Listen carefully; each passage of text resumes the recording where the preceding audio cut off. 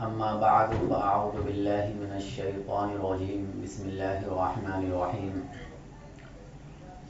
قل إن كنتم تحبون الله فاتبعوني يحببكم الله ويغفر لكم ذنوبكم والله غفور رحيم صدق اللہ العظیم۔ سامعین محترم اور معزز ساتھیوں، بات یہ چل رہی تھی کہ اللہ تعالی کے محبوب بندے دنیا میں کون کون سے ہیں، اللہ کن لوگوں سے محبت فرماتے ہیں، کیسے صفات والوں سے اللہ پیار کرتے ہیں۔ تو ایک جگہ پر اللہ نے فرمایا کہ نیکی کرنے والوں سے اللہ محبت کرتا ہے، ایک جگہ فرمایا ان اللہ یحب التوابین ویحب المتطہرین، اللہ بہت زیادہ توبہ کرنے والے اور بہت زیادہ پاک صاف رہنے والوں سے محبت کرتا ہے۔ اور چوتھی بات جو ہے وہ یہ کہ اللہ ان لوگوں سے بھی محبت کرتا ہے جو نبی صلی اللہ علیہ وسلم کی اتباع کرتے ہیں۔ اللہ کے نبی صلی اللہ علیہ وسلم سے محبت کرنا یہ ہمارے ایمان کا حصہ ہے۔ جس کو نبی صلی اللہ علیہ وسلم سے پیار اور محبت نہ ہو وہ آدمی مومن نہیں ہو سکتا۔ اسی چیز کو اللہ نے قرآن کریم میں فرمایا قل ان کنتم تحبون اللہ، اگر تم چاہتے ہو کہ اللہ تم سے محبت کرنے لگ جائے، فاتبعونی، قل ان کنتم تحبون اللہ، یعنی اگر تم چاہتے ہو کہ اللہ تم سے محبت کرنے لگ جائے تو تم میرے محبوب کا اتباع کرو، یحببکم اللہ، اللہ تم سے محبت کرنے لگ جائے گا، تم اللہ کے محبوب بندے بن جاؤ گے۔ اسی مضمون کو اللہ کے نبی صلی اللہ علیہ وسلم نے ایک جگہ پر فرمایا کہ لا یؤمن احدکم حتی یکون ہواہ تبعا لما جئت بہ، کہ تم میں سے کوئی شخص کامل مومن اس وقت تک نہیں ہو سکتا جب تک کہ وہ اس دین کی پیروی نہ کر لے جس کو لے کر میں آیا ہوں۔ اور دوسری جگہ پر فرمایا لا یؤمن احدکم حتی اکون احب الیہ من والدہ وولدہ والناس اجمعین، کہ تم میں سے کوئی بھی شخص مومن نہیں ہو سکتا اس وقت تک جب تک کہ میں اس کے نزدیک سب سے زیادہ محبوب نہ بن جاؤں، اس کے آل و اولاد سے، اس کے ماں باپ سے اور تمام لوگوں سے بھی زیادہ۔ یعنی یہ کیسے پتہ چلے گا کہ آپ اللہ کے نبی سے محبت کرنے والے ہو بہت زیادہ؟ وہ اس وقت پتہ چلے گا جب کسی ایک بات کا حکم آپ کے ماں باپ دے رہے ہیں اور اس کے خلاف رسول اللہ صلی اللہ علیہ وسلم کا حکم موجود ہے، تو آپ ان دونوں میں کن کی بات مانتے ہو؟ آپ اپنے ماں باپ کی بات مانتے ہیں یا آپ رسول اللہ صلی اللہ علیہ وسلم کی بات مانتے ہیں، یا آپ لوگوں کی باتوں کو مانتے ہیں؟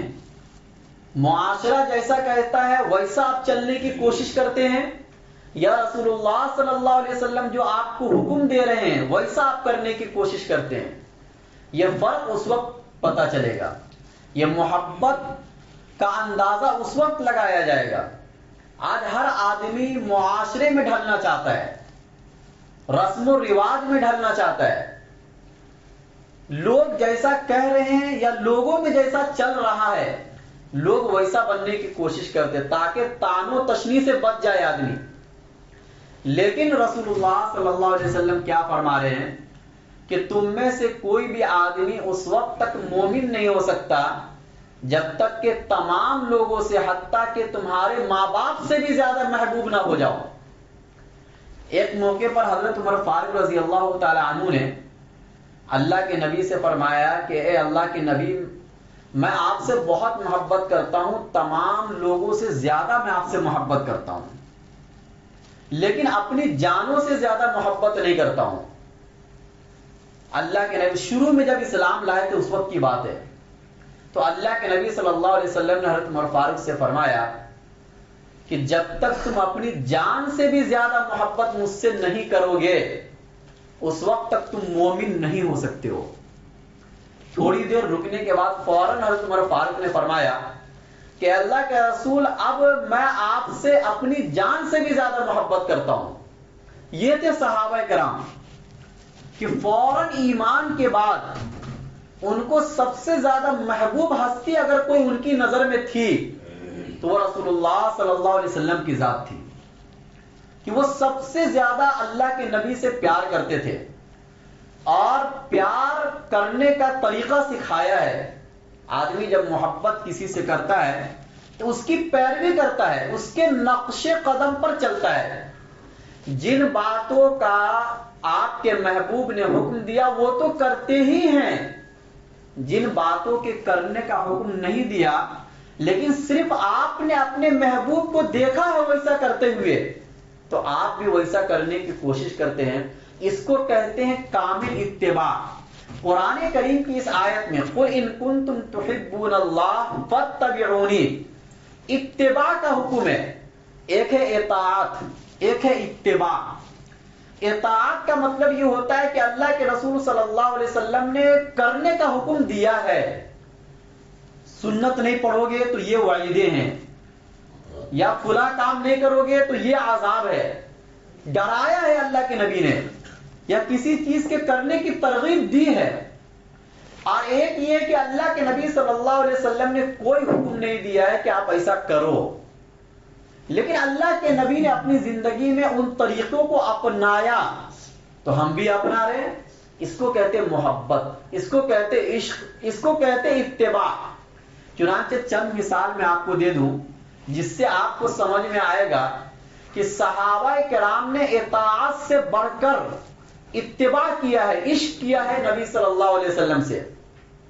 چنانچہ حضرت عمر فاروق رضی اللہ تعالیٰ عنہ کا واقعہ ہے کہ ایک مرتبہ حجر اسود کا بوسہ لے رہے تھے، تو بوسہ لینے کے دوران انہوں نے فرمایا انی اعلم انک حجر، مجھے پتا ہے کہ تو ایک پتھر ہے، لا تضر ولا تنفع، تو نہ نقصان دے سکتا ہے نہ نفع دے سکتا ہے.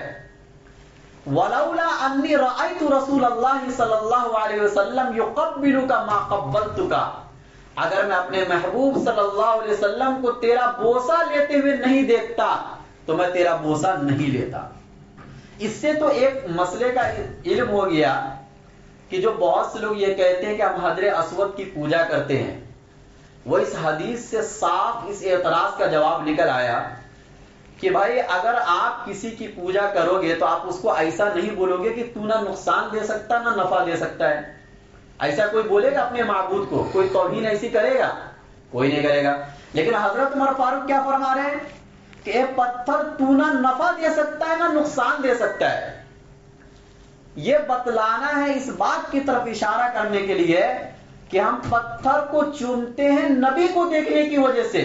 مجھے تو اصل محبت نبی سے ہے اس لیے میں پتھر کو چوم رہا ہوں، ورنہ پتھر بذات خود کوئی ایسی چیز نہیں ہے کہ جس کے سامنے جھکا جائے یا جس کی عبادت کی جائے.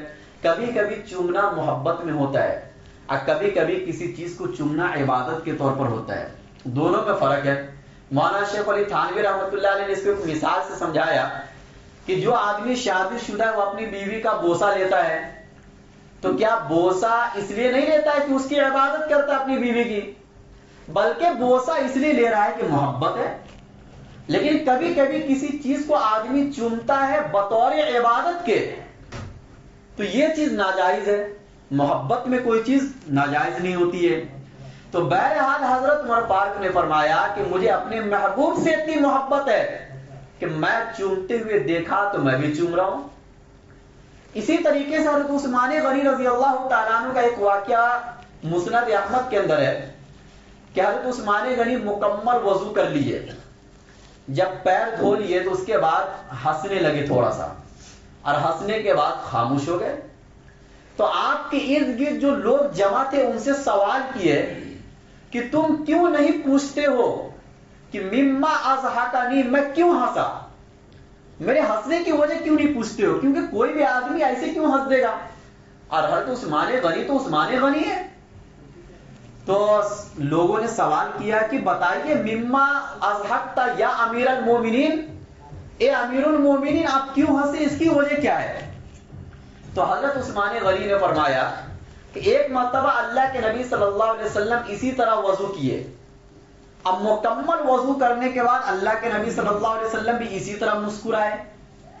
تو اللہ کے نبی نے بھی صحابہ کرام سے کہا کہ تم کیوں نہیں پوچھتے ہو کہ میں کیوں مسکرایا؟ تو صحابہ نے سوال کیا کہ اللہ کے رسول آپ بتائیے کہ آپ کیوں مسکرائے؟ تو اللہ کے نبی نے پھر آگے وضو کی فضیلت کو بیان کیا کہ جو آدمی اپنے چہرے کو دھوتا ہے تو چہرے سے اس کے گناہ نکل جاتے ہیں، جو ہاتھ دھوتا ہے ہاتھ سے اس کے گناہ نکل جاتے ہیں، جو سر کا مسح کرتا ہے سر سے اس کے گناہ نکل جاتے ہیں، جو پیر دھوتا ہے پیر سے اس کے گناہ نکل جاتے ہیں. یعنی جتنے بھی صغیرے گناہ ہوتے ہیں وہ سب کیا ہو جاتے ہیں؟ معاف ہو جاتے ہیں. اس بات پر اللہ کے نبی صلی اللہ علیہ وسلم کو ہنسی آ گئی کہ ایک آدمی تو اپنا اعضا بھی دھو رہا ہے اور ساتھ ساتھ آخرت کا بھی فائدہ ہو رہا ہے. اب ایک موقع پر اللہ کے نبی ہنسے تھے، مسکرائے تھے. وہ نظارہ حضرت عثمان غنی نے دیکھا تھا. اللہ کے نبی کے جانے کے تقریباً 15 سال بعد جب حضرت عمر فاروق حضرت عثمان غنی کی خلافت کا زمانہ آیا تو انہوں نے سوچا کہ میں بھی وہ طریقہ اپناؤں جس طریقے میں نے اپنے محبوب کو دیکھا تھا. حالانکہ وضو کرنے کے بعد ہنسنا کوئی ضروری نہیں ہے، انا ہنسنے کا حکم اللہ کے نبی نے دیا ہے، لیکن اپنے محبوب کو ہنستے ہوئے اس طریقے سے دیکھا تھا، اس لیے حضرت عثمان غنی نے مسکرایا. یہ ہوتی ہے محبت. اسی طریقے سے حضرت عبداللہ بن مسعود کا ایک واقعہ ابو داؤد کی حدیث ہے کہ اللہ کے نبی منبر پر کھڑے ہوئے. کھڑے ہونے کے بعد فرمایا اجلسو، بیٹھ جاؤ. تو حضرت عبداللہ بن مسعود وضو کر کے آ رہے تھے، دروازے پر ابھی پہنچے تھے اور اللہ کے نبی کی یہ آواز ان کے کان میں پہنچ گئی تو وہ دروازے پر ہی بیٹھ گئے. حالانکہ یہ بیٹھنے کا حکم ان لوگوں کو تھا جو مسجد میں کھڑے تھے. جو باہر ہے، اب باہر سے بھی اندر آ رہے ہیں تو بیٹھنے کے لیے آ رہے ہیں، لیکن اللہ کے نبی صلی اللہ علیہ وسلم کا حکم جب عبداللہ بن مسعود کے کان میں پڑا تو وہ یہ نہیں دیکھے کہ یہ دروازہ ہے، لوگ یہاں پر چپل اتارتے ہیں، بلکہ اسی جگہ پر بیٹھ گئے. اللہ کے نبی نے دیکھا تو فرمایا تعالی یا عبداللہ ابن مسعود، ادھر آؤ اے عبداللہ ابن مسعود. وہاں کیوں بیٹھ گئے؟ انہوں نے کہا بس آپ کا حکم آیا میں بیٹھ گیا. حالانکہ ان کو بھی معلوم تھا کہ یہ حکم ابھی میرے لیے نہیں ہے، لیکن محبت جب کسی سے ہوتی ہے تو اس انداز سے ہوتی ہے جیسا صحابہ نے کر کے دکھلایا ہے. اسی طریقے سے ایک صحابی، ان کا نام حدیث میں ذکر نہیں ہے، ایک مرتبہ اللہ کے نبی صلی اللہ علیہ وسلم کسی راستے پر جا رہے تھے، یہ بھی ابو داؤد میں. انہوں نے اپنا ایک محل بنایا تھا، قبہ نما محل، بہت عالی شان، شاندار. اللہ کے نبی نے صحابہ سے سوال کیا یہ کن کا محل ہے؟ صحابی نے کہا کہ فلاں شخص کا ہے. اللہ کے نبی نے دل میں ناراضگی محسوس کی اور آگے چل دیے. یہ نہیں کہا کہ ان کو حکم دے دینا توڑ دینے کا. جب اللہ کے نبی مسجد نبوی میں آ گئے تو جس صحابی کا وہ محل تھا وہ نماز پڑھنے کے بعد اللہ کے نبی کے پاس آئے سلام کرنے کے لیے، کیونکہ ہر صحابی کا معمول تھا کہ نماز کے بعد وہ نبی سے ملاقات کرتے تھے اور اپنے مسائل جو بھی ہوتے تھے وہ بتاتے تھے کہ ایسا ایسا پورے دن میں مسئلے پیش آئے. تو اللہ کے نبی ان کے سلام کا جواب نہیں دے رہے، بار بار وہ سلام کر رہے ہیں، اللہ کے نبی سلام کا جواب نہیں دے رہے. اب اس صحابی کو سمجھ میں نہیں آ رہا کہ یہ کیا ہو رہا ہے. چنانچہ وہ صحابہ کرام کے پاس آئے اور صحابہ کے پاس آنے کے بعد یہ فرمایا کہ ایسا ایسا واقعہ میرے ساتھ پیش آیا کہ اللہ کے نبی میرے سلام کا جواب نہیں دے رہے. تو صحابہ کرام نے فرمایا کہ اصل میں واقعہ یہ ہے کہ ایک مرتبہ ہم لوگ چل رہے تھے، راستے میں آپ کا محل نظر آیا اللہ کے نبی صلی اللہ علیہ وسلم کو. اس وقت سے آپ سے اللہ کے نبی ناراض ہیں. چنانچہ اتنا سننا تھا وہ اپنا پورا محل جا کر گرا دیے، حتی سواہا بالارض، اس پورے محل کو زمین کے برابر کر دیے. حالانکہ اللہ کے نبی نے توڑنے کا حکم نہیں دیا تھا اور بنانا کوئی ناجائز بھی نہیں تھا. بنانا کوئی محل اگر کوئی بناتا ہے اپنے آرام کے لیے تو ناجائز بہرحال نہیں ہے. ہاں ضرورت سے زیادہ نہیں بنانا چاہیے آدمی کو، جتنی ضرورت ہو اتنا ہی رکھنا چاہیے. لیکن اگر کوئی بنا لیتا ہے تو آپ اگر فتویٰ لینے جائیں گے تو کوئی حرام کا فتویٰ نہیں دے گا. لیکن اس کے باوجود وہ صحابی گرا دیے. کیوں؟ میرے محبوب کو یہ محل پسند نہیں ہے، لہذا مجھے بھی پسند نہیں ہے. اس کے بعد اللہ کے نبی صلی اللہ علیہ وسلم نے فرمایا اما ان کل بناء وبال علی صاحبہ الا مالا الا مالا، کہ ہر وہ عمارت جو آپ بناتے ہو یہ بنانے والے پر وبال جان ہے، مگر وہ جتنے کی ضرورت ہو، مگر وہ جتنے کی ضرورت ہو. یعنی اللہ کے نبی نے فرمایا کہ ضرورت کے بقدر آپ اپنا گھر بنا سکتے ہو، جتنے سے پردے کا لحاظ ہو سکے. آپ کے ہر فیملی کے لیے الگ روم ہونا چاہیے، ایک الگ روم رکھو، مہمان آئے اس کے لیے، یہ بھی حدیث میں آیا ہے. لیکن اس سے زیادہ نہ بناؤ کیونکہ وہ شیطان کے لیے ہے. تو اللہ کے نبی صلی اللہ علیہ وسلم کو وہ محل پسند نہیں تھا، اس لیے اس صحابی نے اس محل کو کیا کر دیا؟ گرا دیا. ایک اور صحابی کا واقعہ ہے کہ ان کے بال بہت بڑے ہو گئے تھے، مطلب جو سنت ہے اس سے بھی زیادہ، اور پائجامہ ٹخنوں سے نیچے پہنتے تھے. اللہ کے نبی نے فرمایا، ان کا نام تھا خریم، کہ نعم الرجل الخریم الاسدی، کہ خریم بہت بہترین آدمی ہے مگر دو کمی ہے ان کے اندر. لو قصر من شعرہ وشمر ازارہ، اگر یہ اپنے بال کو کٹا لے اور اپنے پیجامے کو ٹخنے سے اوپر کر لے تو پھر بہت اچھے آدمی، پھر یہ کمی بھی ان کے اندر نہیں رہے گی. اتنا سننا تھا کہ فوراً اس صحابی نے اس کے اوپر عمل کیا اور اپنے بال کو کٹا لیا. آج دیکھو طرح طرح کے بال لوگ رکھتے ہیں جو شریعت میں ناجائز ہے، حالانکہ ان کا ناجائز بھی نہیں تھا لیکن محبوب کو پسند نہیں تھا اس لیے انہوں نے کٹا لیا. اور ٹخنوں سے نیچے پیجامہ پہننا مردوں کے لیے، یہ تو اللہ کے نبی نے کہا یہ تکبر کی علامت ہے. اور ایک حدیث میں تو اللہ کے نبی نے یہاں تک فرمایا کہ جو آدمی ٹخنوں سے نیچے پائجامہ پہنتا ہے قیامت کے دن اللہ ان کی طرف نظر رحمت نہیں کریں گے، اور نظر رحمت نہیں کریں گے، وَلَا يُكَلِّمُهُمُ اللَّهُ، اللہ ان سے بات بھی نہیں کریں گے. آپ اپنے سوال کو اللہ کے سامنے نہیں رکھ سکتے ہو. تو اتنا بڑا گناہ ہے، اگرچہ ہمیں سمجھ میں آئے یا نہ آئے کہ بھائی پائجامہ ٹخنوں سے نیچے پہننے میں آخر کون سی برائی ہے، نہیں سمجھ میں آئے عقل میں، لیکن اللہ کے نبی نے حکم دیا ہے. محبت کا تقاضا یہ ہے کہ آپ اپنے شلوار کو کہاں رکھو؟ ٹخنوں سے اوپر رکھو. ایک صحابی حضرت معاویہ بن قرہ نام ہے ان کا، وہ اللہ کے نبی کے پاس آئے اسلام قبول کرنے کے لیے.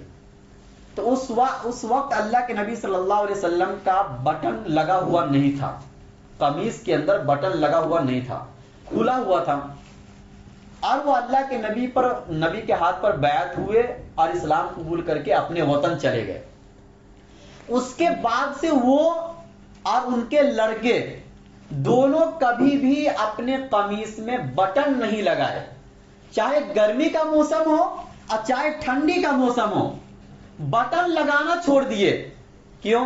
اس لیے کہ انہوں نے اپنے محبوب صلی اللہ علیہ وسلم کو ایک حالت ایسی بھی دیکھی تھی کہ اللہ کے نبی کا بٹن اس وقت نہیں لگا ہوا تھا. اب یہ عادت ان کو اتنی اچھی لگی، حالانکہ یہ کوئی فرض اور واجب یا سنت بھی نہیں ہے، بس محبت ہے، عشق ہے. عشق کی دنیا الگ ہوتی ہے، اطاعت کی دنیا الگ ہوتی ہے.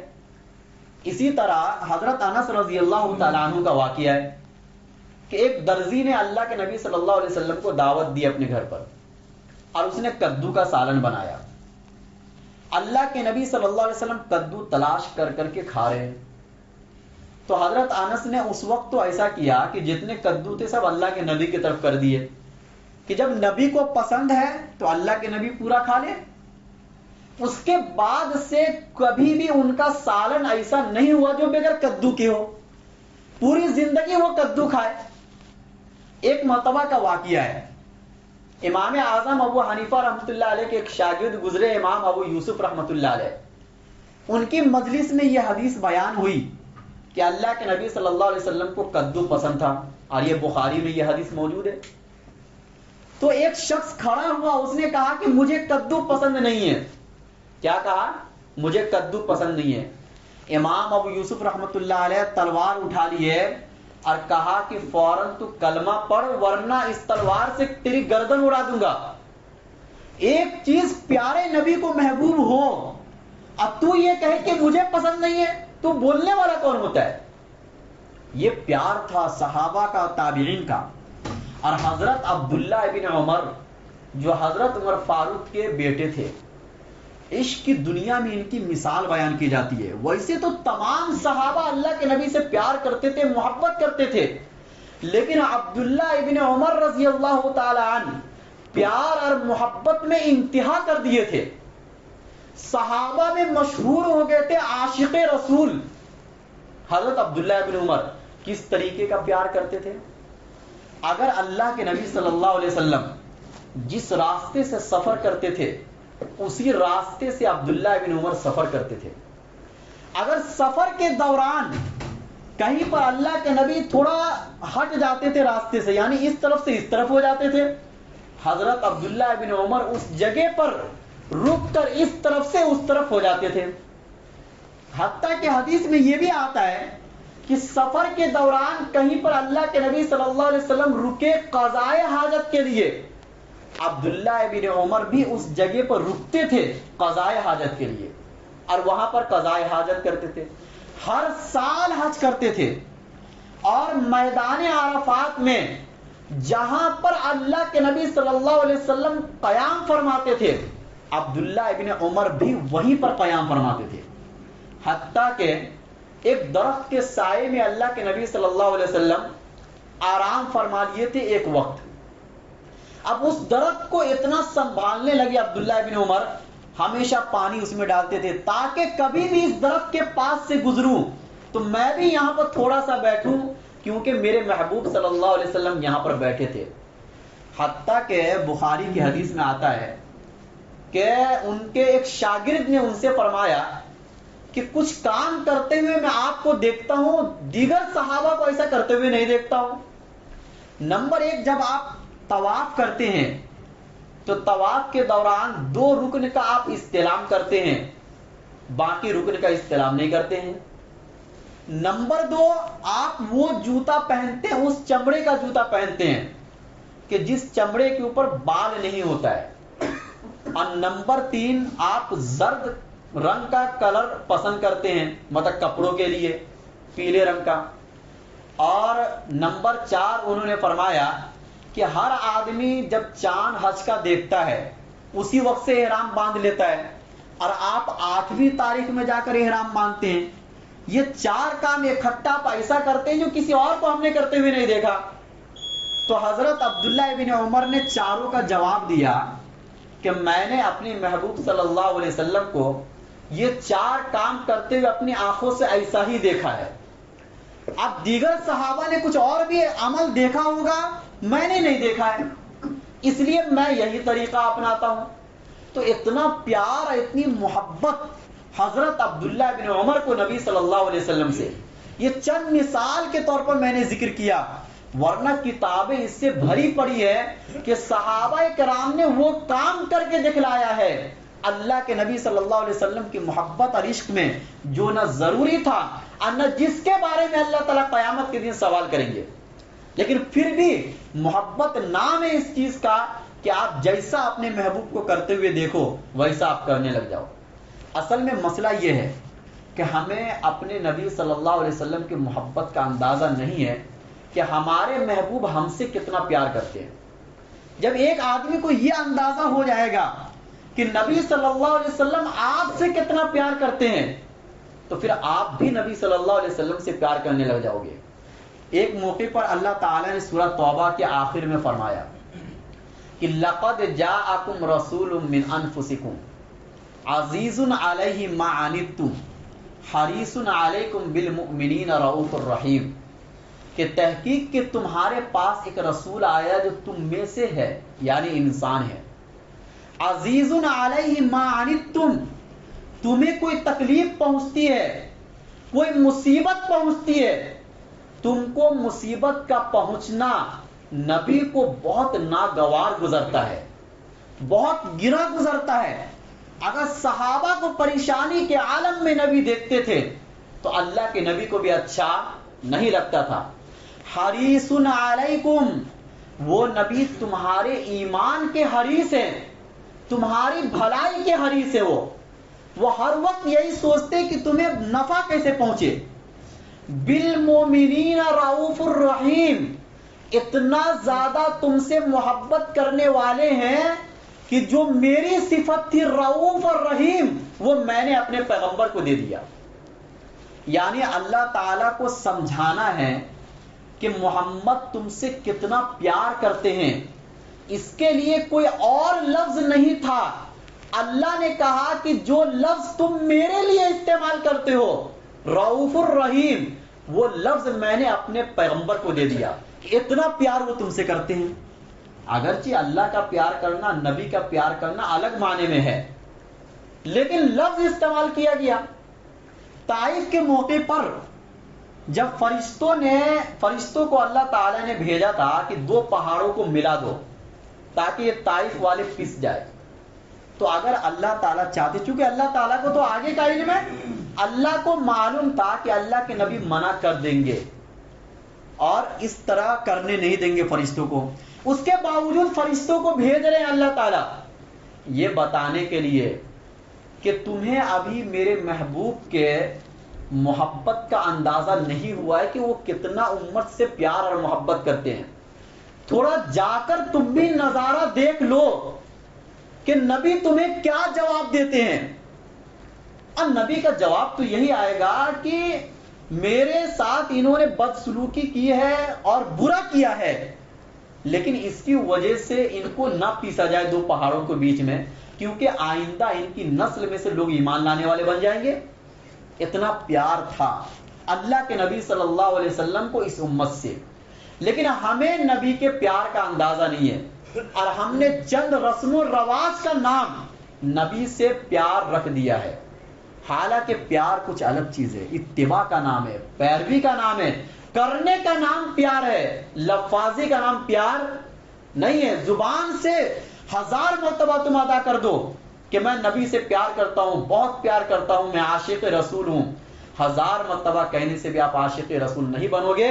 صحابہ نے کبھی بھی یہ نعرہ نہیں لگایا ہے، آپ پوری حدیث اٹھا کر ہمیں دکھلا دو کہیں بھی انہوں نے عاشق رسول ہونے کا نعرہ نہیں لگایا ہے، لیکن انہوں نے کر کے دکھلایا ہے کہ پیغمبر میں آپ سے کتنا پیار کرتا ہوں، یہ آپ میرے عمل سے دکھلا دیجئے، ثابت کر دیجئے۔ چنانچہ اس لیے ہم کہتے ہیں کہ اگر آپ کو محبت سیکھنا